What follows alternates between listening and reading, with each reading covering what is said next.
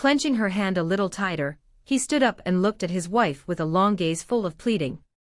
"Wait for me, Lena, I'll come back," he whispered. The decision had been made. Let the whole world call him mad, but he would go after that woman. If there was even the slightest chance, he would find her. He did not know that ahead lay a path through wild roads, icy fog, and an encounter with a person who would change everything. But at that moment it didn't matter. He had only one goal, to snatch Elena from the hands of death before the clock struck its final hour. Pavel set off into the darkness. The sky was low. Heavy clouds pressed down on the earth. From the first kilometers of the road, cold, prickly raindrops hit the windshield. He took the wheel of his old SUV himself, not wanting anyone to accompany him. Not because he didn't trust people, but because this journey was something personal, almost intimate. There should be no witnesses. At first the asphalt was smooth as a table, but the further he drove from the city, the narrower and rougher the road became. Houses appeared less frequently, and the street lights disappeared entirely. Only the headlights revealed fragments of wet asphalt, clay, and rare road signs covered in rust. Pavel drove fast, but inside him grew a strange feeling, as if every kilometer cut him off from the familiar world and carried him into another, wild, alien, and dangerous one. Sometimes he thought that it might all be meaningless, that the old herbalist woman was just a legend, and he was driving himself into the wilderness for a hopeless hope. But then the image of Lena appeared before his eyes, her motionless face, and all doubts vanished. He was ready to risk anything for a single chance to save her. The farther he went, the more difficult the road became. The asphalt ended and under the wheels, compacted gravel crunched, turning in places into sticky mud. The forest closed in on both sides like living walls, and the headlights reflected off the black, rain-slicked trunks. A few times he thought he saw strange silhouettes on the side, tall and motionless, as if watching him. By morning, the rain turned into light snow that quickly melted on the windshield. Pavel stopped to check the map. The GPS had long lost signal. Only the old printed map remained, which he used to navigate. It marked a village with an unusual, almost forgotten name, Old Meadows. This was the last place, according to rumors, where the woman had lived. The road narrowed into a path that the car barely managed to traverse. Suddenly, through the fog, a wooden house appeared ahead, its roof covered with moss. On the porch stood a hunched figure wrapped in a long, heavy woolen shawl. She seemed to be waiting for him.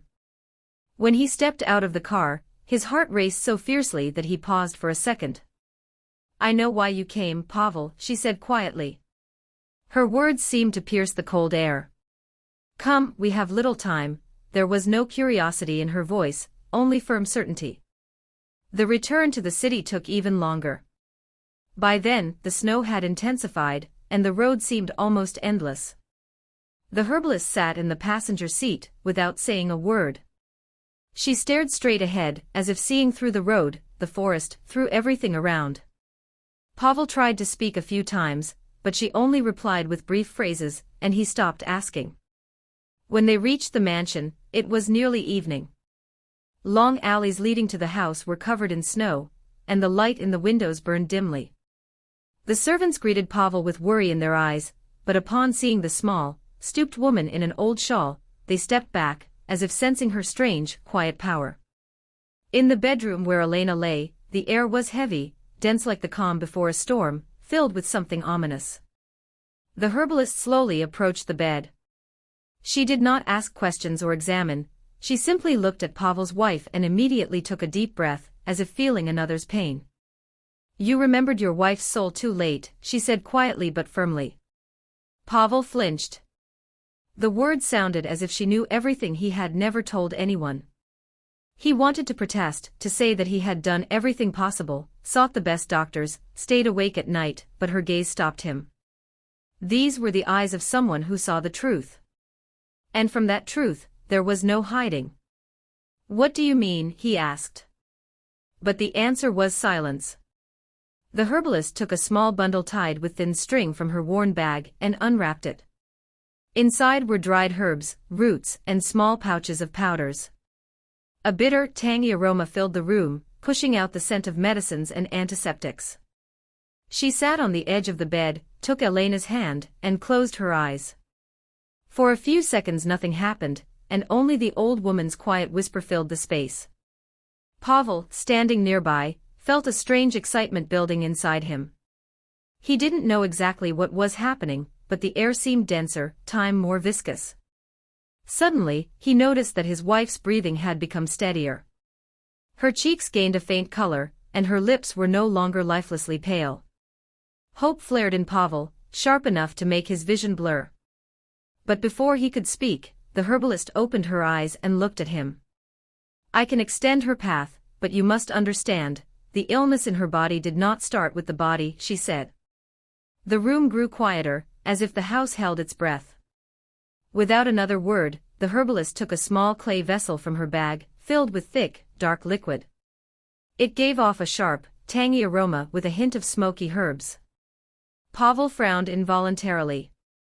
The smell was so unusual it immediately awakened memories he had never had, as if his soul recognized something ancient and forgotten. The old woman lit a small wax candle and placed it by the head of the bed. The flame flickered, reflecting in her eyes, making it seem like tiny lights burned within them. She began to hum softly. The words were in an unfamiliar language, but there was rhythm and strength in them. Her voice was quiet, yet each sound seemed to pass through the walls, spreading throughout the house. Pavel stood nearby, afraid to interrupt the process. For the first time in his life, he felt that something beyond logic and science was happening here.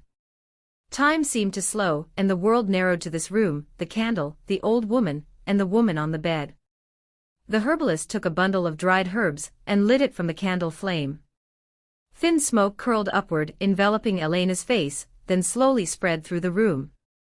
It carried the bitterness of wormwood, the sweetness of dried berries, and something reminiscent of the scent of storm air before rain. Elena inhaled deeply. For the first time in a long while, her fingers trembled slightly, and Pavel almost cried out in joy. The old woman placed her hand on Elena's chest, closed her eyes and froze. Several long seconds passed, and suddenly her face changed. Tension appeared, as if she saw something heavy and unpleasant. She slowly opened her eyes and looked at Pavel. "There is pain in her heart that you have not seen. Not because you could not, but because you did not want to see," she said. The words pierced him more sharply than any rebuke. He lowered his gaze, recalling arguments, long business trips, the coldness in her voice he had dismissed as fatigue. Suddenly it became clear, Elena's illness was not only a matter of the body, but a consequence of everything that had accumulated in her soul. The old woman continued her work for a long time. The smoke thickened, her voice grew stronger, and the candle burned steadily. Pavel felt something in the room change, subtle but tangible, as if the atmosphere itself was being purified. "She will awaken," the herbalist finally said. "But I have given you not a miracle, but time. What you do with this time is up to you." Night slowly gave way to dawn. The first rays of the sun filtered through the curtains, falling on the bed. Pavel sat in the chair, eyes wide open. He waited, feared, prayed, though he had never been a man of faith.